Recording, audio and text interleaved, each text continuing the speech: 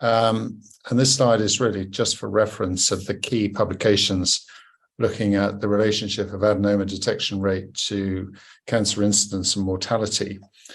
These studies essentially come from the west coast of America and Poland. The first American study came from a limited number of Kaiser Permanente institutions in Northern California, and the second one, which is the fourth on the list, included the Kaiser Permanente gastroenterologists in Southern California as well. And basically, these studies show unequivocally that the more carefully you look and find adenomas, the lower the likelihood of subsequent post-colonoscopy colorectal cancer or interval cancer. Now, what I really wanted to show you was a recent study that was published in Clinical Gastroenterology and Hepatology from Wendy Atkins' group. And this is the most recent data from the UK flexible sigmoidoscopy randomized controlled trial that was started more than 20 years ago. And basically, we're looking at 17 years out from the trial. And what I'm on the trial steering committee, by the way, so I was party to this information a couple of years ago.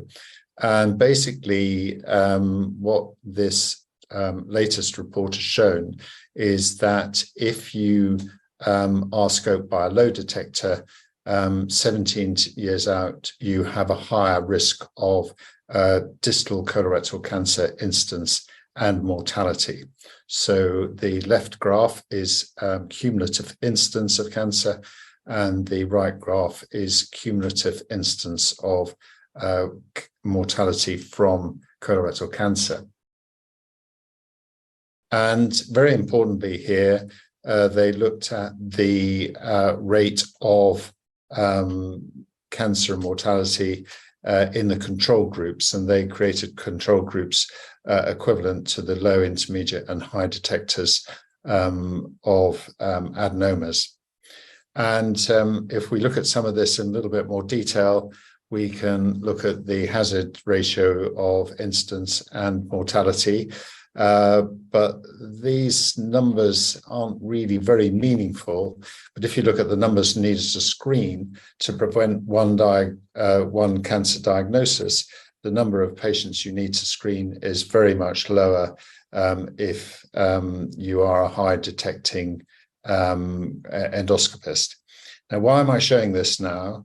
But if you look at some of the detail in this publication, one of the interesting findings was that the high detectors were detecting small diminutive lesions. And a lot of people question the benefit of finding these small lesions and the benefit of removing them. And this isn't definitive evidence because the numbers at the end of the day are relatively small. But I think this is very strong supportive evidence, not just of the protective effect of finding and removing polyps, but very, very importantly, that this effect extends over a very long period of time. So we don't have any other data that shows unequivocally that this protective effect of cancer and the reduction in mortality persists for more than 15 years. And that's an incredible length of time. So all of you watching and all of you responsible for training and influencing others, I'd urge you very strongly to make it clear to people that adenoma detection, and we think it's a bit more than adenoma detection, but that's the best evidence we have at the moment, is absolutely critically important to protect people from colorectal cancer in the future. And we have still far too much variation in adenoma detection and far too much variation in post-colonoscopy colorectal cancer rates.